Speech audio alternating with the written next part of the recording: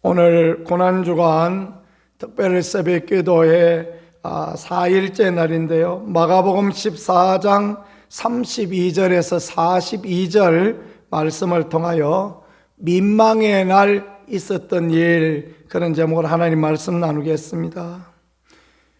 교회는 전통적으로 우리 주 예수 그리스도의 고난주간 목요일을 민망의 날이다라고 그렇게 표현했습니다.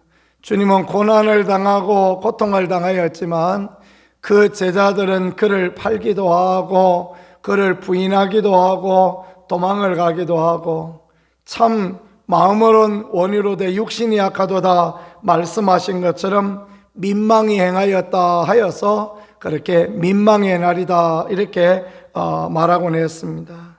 큰 사건들이 여러 가지가 있습니다. 최후의 만찬 사건도 기록되어져 있고, 오늘 우리가 읽은 겟세마네 동산의 기도도 기록되어져 있고, 또 우리 주 예수 그리스도의 잡힘의 사건들이 기록되어져 있습니다. 첫 번째 생각해 볼 것이 최후의 만찬 사건입니다. 이날은 어떤 날입니까? 유월절 양을 잡는 그러한 날입니다. 우리 주 예수 그리스도께서 유월절의 어린 양이 되어 주셔서 우리 대신 잡히시던 것을 기념하고, 또 하나님께서는 그 유월절 어린 양 잡던 그날 예수 그리스도께서 잡히심으로 말미암아 우리를 위한 유월절의 어린 양이 되셨다라는 것을 정확하게 말씀하시고 계시하여 주시는 것이 이런 부분이 되어지겠습니다.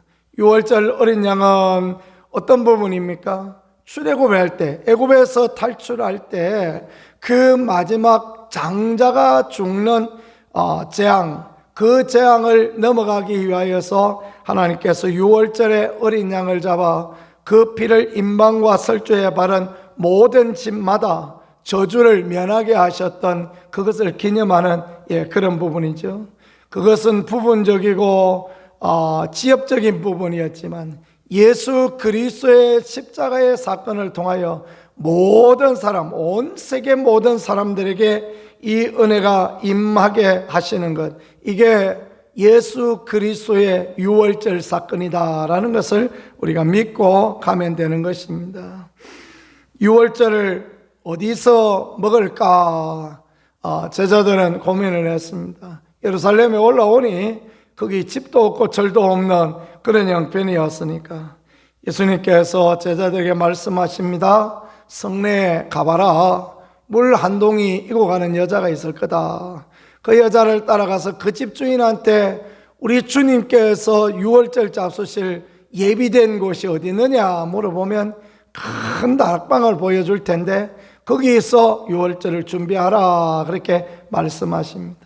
예수님의 신적인 권능으로 어디서 유월절을 잡수해야 될지, 어디서 그 마지막 만찬을 나눠야 될지도 주님이 알고 계셨다라는 것을 정확하게 우리에게 보여주지요. 그리고 이제 그 물 한 동이 이고 가는 그 집을 따라가서 그 집에 있는 큰 다락방에서 유월절 식사를 하는데, 교회사의 전성은 그 집이 마가의 다락방이었다라고 그렇게 이야기합니다. 그곳에서 주님께서는 저녁 식사를 하는데, 유월절 저녁 식사를 하는데 떡을 떼어 나누어 주시면서 말씀하시기를 이것이 내 몸이다 그렇게 말씀하시고, 그 다음에 포도주를 부어서 나누어 주시면서 이것이 나의 피다라고 그렇게 말씀하십니다. 제자들은 이 내용을 잘 알지 못하고 어리둥절했을 겁니다. 그 식사는 그대로 그냥 저녁 식사였던 거, 유월절 식사였던 것입니다.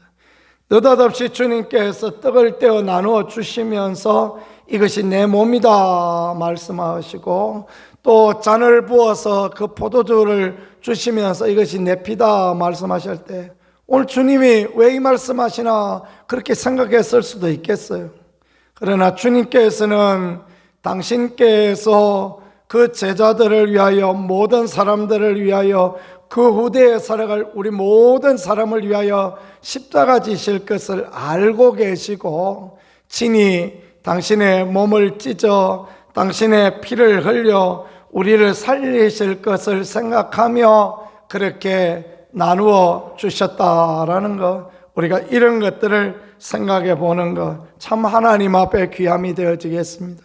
예수님은 얼마나 엄숙한 마음으로 엄숙한 말로 그렇게 했겠지만 제자들은 그것을 이해하지 못하는 연약함 가운데 있고, 심지어 가룟 유다는 유월절 식사를 마치고 대제사장들에게 가서 예수님을 팔기 위하여서 나가는 그런 일이 있었다는 것을 성경이 보여주고 있습니다.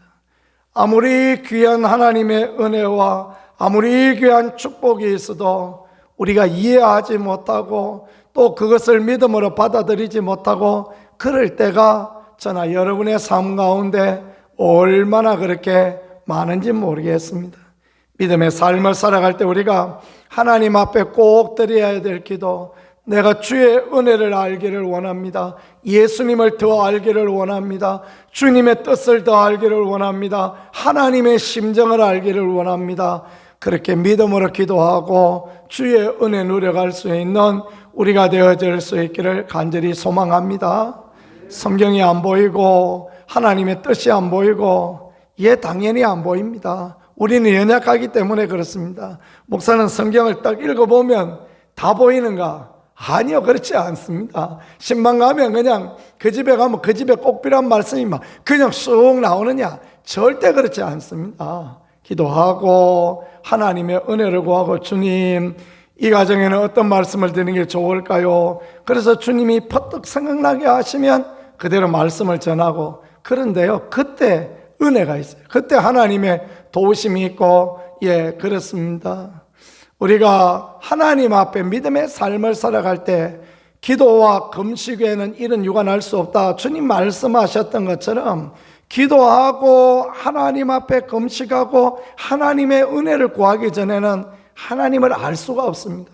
하나님의 자기 계신 성경을 풀어주시고 알게 해주셔야 엠마오 마을로 내려가는 제자들의 마음이 막 뜨거워졌던 것처럼 우리 가운데도 그런 은혜와 그런 축복이 있게 되어지는 것입니다. 그래서 우리가 부흥회 이런 것들을 하려면 꼭 기도해야 됩니다. 우리 치유 집회를 하든지 부흥회를 하든지 꼭 그렇게 기도해야 됩니다. 6월에 치유 집회를 한번 하려고 생각을 하고 있습니다. 그래서 이제 우리가 지금부터 적어도 2달 전부터는 기도하기 시작해야 됩니다. 그래서 기도하고 또 하나님의 은혜를 구하고 하나님의 도우심을 구하고, 그때 하나님이 일하여 주시기를 원합니다. 그때 하나님이 도와주시기를 원합니다.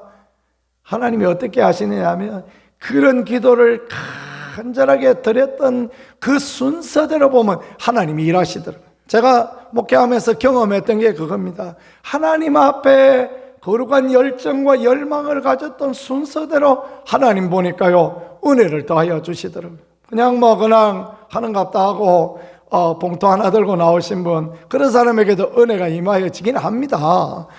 나중된 자가 먼저 되기도 하고 그렇지 않습니까? 그렇죠? 그런데 보면 간절하게 주님, 제가 이번 성회에는 이게 해결되어지기를 원합니다. 이런 은혜를 주세요. 그렇게 기도하는 사람에게는요, 그런 특별한 은혜를 하나님께서 그렇게 허락하여 주시더라고요. 그래서 우리가 주의 뜻을, 하나님의 마음을, 하나님의 심정을 잘 알 수 있는 그런 우리가 되게 해달라고 늘 기도하고, 주일을 준비하며 기도하는 것도 마찬가지입니다. 목사도 주일을 위하여 준비하며 기도해야 되겠지만, 성도도 주님이 이번 주에는 어떤 말씀을 주시겠습니까? 내가 주님의 말씀을 받아 한 주간 또 승리하기를 원합니다. 그런 분에게는 반드시 주의 은혜 말씀이 임하여지고 깨닫게 하시는 축복이 임하여지는 것입니다. 구하는 자에게 주시기를 약속하신 주님께서, 바라는 자에게 소망을 이루어 주시는 주님께서 그렇게 하시니 언제나 소망을 가지고 믿음을 가지고 나아가서 우리 하나님을 기쁘시게 하는 우리 모두가 되어지기를 소망합니다. 2번째, 겟세마네 기도입니다. 성지순례 때 겟세마네 동산에 가보았습니다. 거기에 아람들이 감람나무가 거기에 있습니다. 왜 겟세마네 기도라 겟세마네 동산이나 하느냐 하면 그 감람나무 기름을 짜는데 올리브유이죠. 올리브유 기름을 짜는데 어떻게 짜느냐 하면 압착을 시켜서 짭니다. 우리처럼 뭐 참기름, 들기름 볶아서 짜지 않습니까? 올리브는 볶지 않습니다. 그냥 그대로 압착을 시켜서 짜는데 이 겟세마네라는 것이 압착을 시켜서 짜내다라는 그런 부분을 말씀하는 것입니다. 우리 주님의 기도가 겟세마네 동산에서 주님의 기도가 정말 쥐어짜는 듯한 그런 기도, 온 마음을 하나님 앞에 드리는 그런 기도였다라는 것입니다. 하나님의 뜻을 구하고 하나님의 은혜를 구하고, 그래서 겟세마네의 기도는 어떤 기도였습니까? 할 수만 있으면 이 잔을 내게서 옮기시옵소서. 그러나 나의 원대로 마옵시고 아버지의 원대로 하옵소서. 같이 한번 해보겠습니다. 아버지의 원대로 하옵소서. 아멘. 그렇습니다. 기도가 그런 것 같습니다. 기도가 내 자신이 펄펄 살아있을 때는 주여 주시옵소서 하면서 나가지 않습니까? 그러다가 그냥 마음에 그 풀이 한풀 꺾어지면 주님 뜻대로 하옵소서 그렇게 나가죠. 근데 참 보면 주님은 우리가 풀이 죽고 기가 죽어 주님 뜻대로 하기를 원합니다. 내 주여 뜻대로 그렇게 믿음으로 하나님 앞에 나가면 주님이 은혜 주시더라고요. 주님이 그렇게 도와주시고 주님이 그렇게 은총을 더하여 주시더라고요. 제가 처음 신학교를 가겠다고 가족들한테 이야기했을 때 우리 가족 아무도 찬성하는 사람이 없었습니다. 뭐 뚱딴지 같이 갑자기 신학교를 가겠다니 누가 찬성을 하는 것입니까? 모두가 다 반대하였습니다. 금식을 하고 하나님 앞에 매어달려서 하나님의 은혜를 구하고, 예 주님, 주님이 하셔야 됩니다. 나는 아무것도 못합니다. 그렇게 고백했을 때 우리 가족들의 마음을 하나님 돌이켜 주셔서 시험이나 한번 봐라, 그렇게 이야기하셨습니다. 우리 제가 나온 그 학교가 서부 경남의 수재들 모이는 밀양고등학교인데 그 밀양고등학교 출신이 신학교에 합격 못할 리가 있겠습니까? 하나님의 은혜로 합격하게 하시고, 그때부터 4년 동안 하나님께서 가족들을 통하여 계속 부족함이 없도록 그렇게 구원하게 하시니 주님 뜻대로 하옵소서, 이런 기도가 하나님 앞에 너무 귀하다라는 것을 저는 그렇게 늘 생각합니다. 처음에 막 기도할 때 주여 이렇게 하여 주옵소서, 이렇게 하여 주옵소서 막 기도를 하는데, 그래도 저도 안 되면 늘 하는 기도, 주여 주님 뜻을 이루어 주소서, 주님의 원하심을 이루어 주소서. 그러니까요 주의 은혜가 임합니다. 주님, 내가 이렇게 어리석고 미련합니다. 주님, 내가 이렇게 죄 많고 허물 많습니다. 주의 뜻을 이루어 주세요. 그렇게 하니까요 막 형통케 되어지고, 그래 하니까 마음 상한 자의 마음이 부러지고, 길이 열려지지 않는 자의 길이 열려지고, 기도의 소원이 이루어지고, 그런 은혜가 임하여지더라고요. 겟세마네의 주님의 기도를 따라갈 수 있는 우리가 되어지기를 간절히 소망합니다. 기도하고 와서 딱 보니까 베드로는 자고 있습니다. 이게 왜 잘 수밖에 없느냐 하면요, 유대인들은 밤을 4부분으로 이렇게 나누어서 한다고 합니다. 그래서 이 초저녁에 6시부터 9시, 9시부터 12시, 12시부터 3시, 아침 6시까지 이렇게 4부분이 이렇게 나눈대요. 지금 베드로가 기도하는, 예수님이 겟세마네에서 기도하던 이 밤은 늦은 밤입니다. 그러니까 9시에서 12시 사이에 그 밤인 것입니다. 하루 종일 지내고 밤에 늦게 되어지면 사람이 피곤하지 않습니까? 그때 되면 베드로가 피곤하고, 요한도 야고보도 피곤하고 다 피곤할 수밖에 없는 것입니다. 그런데 주님께서 뭘 말씀하십니까? 시험에 들지 않게 깨어있어 기도하라라고 그렇게 말씀합니다. 마음의 원의로 돼 육신이 약하다. 그래요. 삶이 그렇습니다. 저녁에 와서 기도해 보면요, 육신이 약하면 막 주여 하고 아멘을 연발합니다. 아멘 연발하는 게 뭔지 아십니까? 아멘 아멘 하고 그렇게 할 때도 있습니다. 육신의 연약함 때문에 그런 것이죠.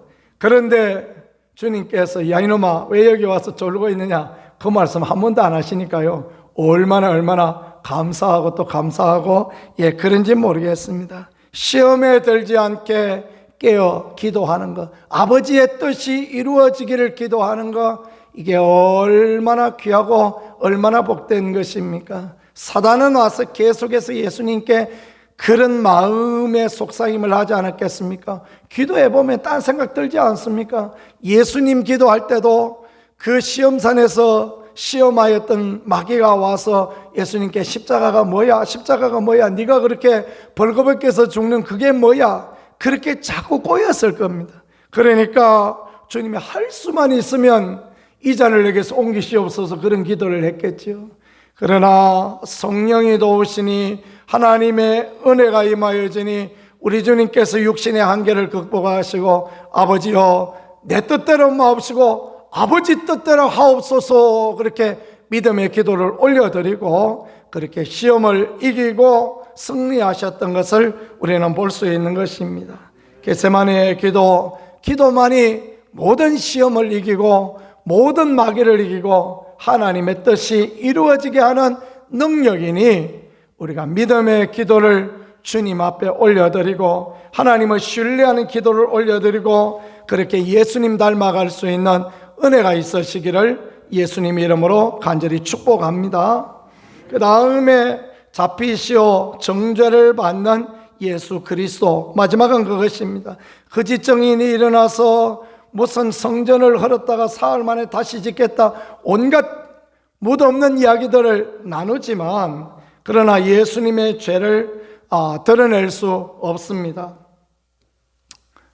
올무에 빠뜨리려고 대제사장은 네가 찬송받을 진리의 아들이냐, 예수님은 내가 그다라고 말씀하셔서 하나님의 아들이심을 친히 말씀하셨습니다. 그럼에도 사람들은 그를 사형에 해당되는 죄로 정죄하고 베드로는 예수님을 3번 부인하고 도망가고 요한은 그 혼이불을 덮고 있다가 그냥 그 이불도 내버려버리고 도망가고 모든 제자들이 다 도망가고 그랬던 연약함들을 오늘 말씀들 통하여서 보여주는 것입니다.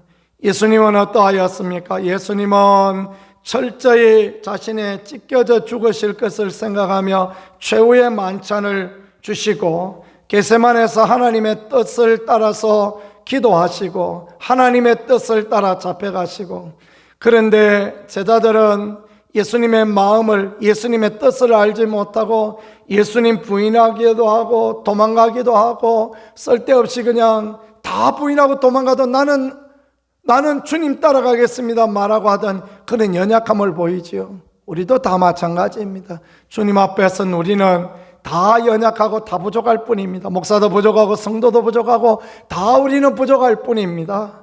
그저 내가 주님 따라가기를 원합니다. 주님 따라갈 힘을 주세요 할 때 주님이 힘 주심을 믿고, 주님 주의 은혜로 주의 뜻을 이루어 주세요 기도할 때 주님의 뜻이 이루어지고, 주님 내가 주님을 따라가는 것이 소원입니다. 죽든지 살든지 내가 주님을 따라가겠습니다. 그럴 때 사도 바울처럼 죽기까지 주님을 따라갈 수 있는 은혜의 힘을 주시는 그런 하나님의 능력의 하나님으로 우리에게 드러나실 것입니다.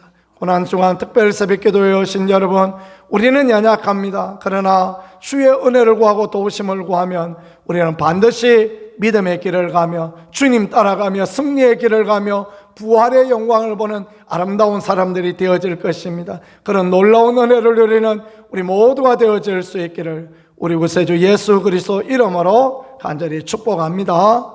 말씀을 생각하며 우리 같이 하나님 앞에 기도합니다. 주여, 우리는 연약한 자들입니다. 주여, 우리는 믿음으로 주의 가신 길을 따라가지 못하는 연약한 자인들입니다. 하나님의 은혜도 하여 주시고 도와주셔서, 하나님의 긍휼도 하여 주셔서 믿음의 선한 길을, 주의 기뻐하시는 길을, 하나님이 기뻐하시는 복된 길을 가는 우리가 되어줄 수 있게 도와주시고 믿음으로 승리하게 도와주옵소서. 우리도 손들고 주야만 하고 같이 하나님 앞에 기도하겠습니다.